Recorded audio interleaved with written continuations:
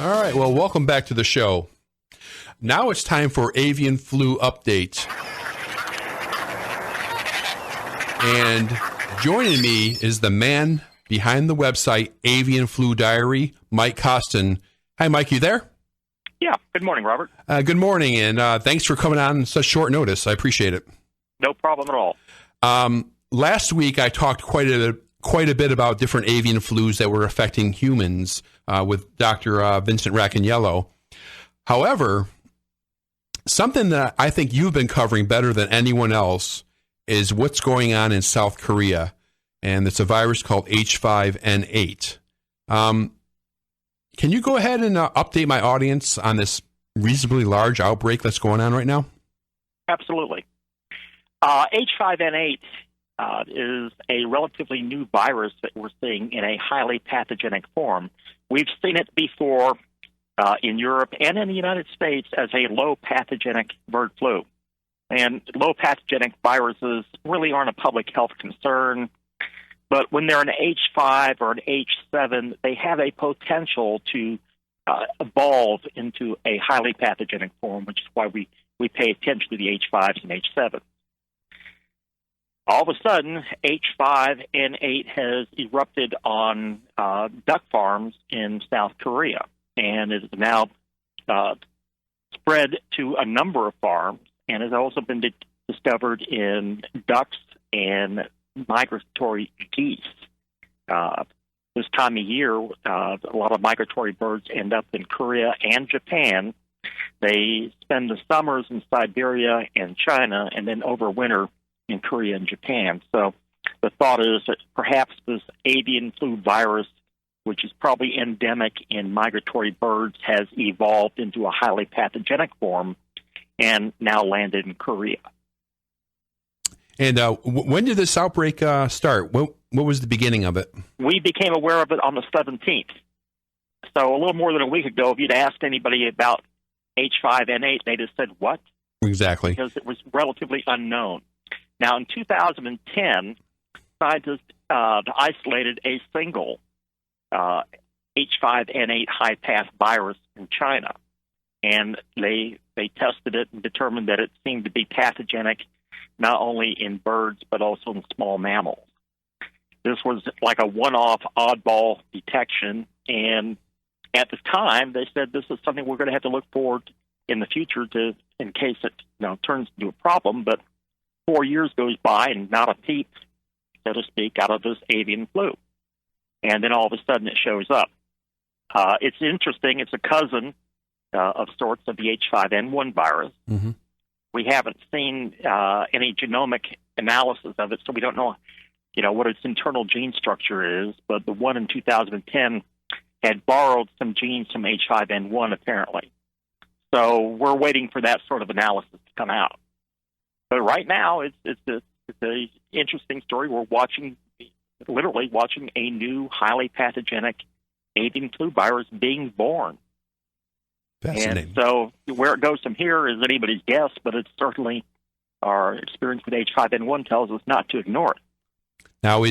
Now, Mike, is this virus showing any sign of slowing down the outbreak? And if not, what are the South Koreans doing about it?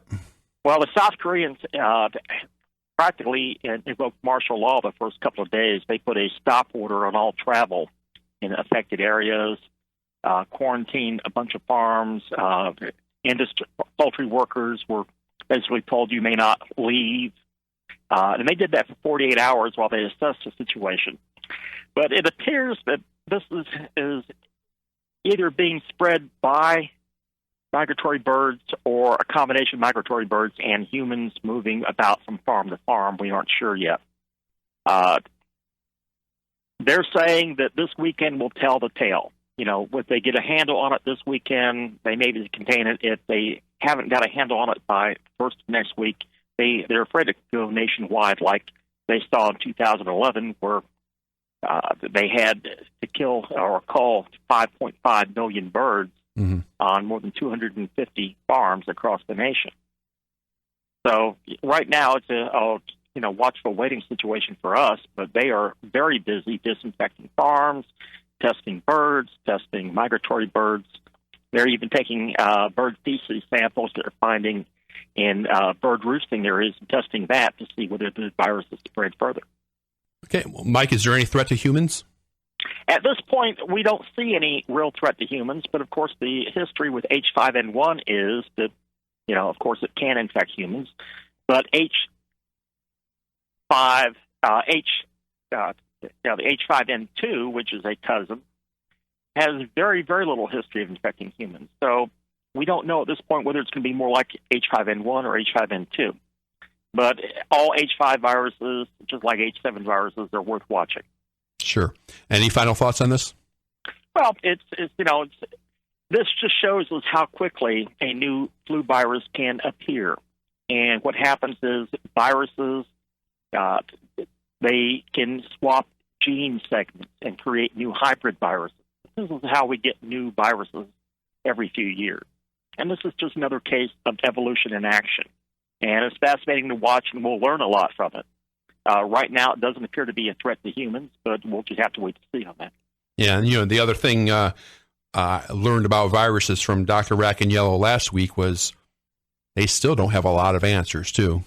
No, we Michael also has a great quote. He says that we know a lot less about viruses than we did 10 years ago. Yeah, there you go. Since we do have a couple more minutes, what else are you covering on Avian Flu Diary? Well, obviously the H5N8 outbreak is big news, too. This is an avian flu virus that appeared suddenly about a year ago in China. And unlike most avian flu viruses, this doesn't make birds sick. It makes people sick. But it appears to be carried by poultry or birds. We're not real sure on the exact reservoir of it, but most of the human cases have had contact with live market birds in China. This coming week is the Chinese New Year's. It's the largest human migration on the planet each year.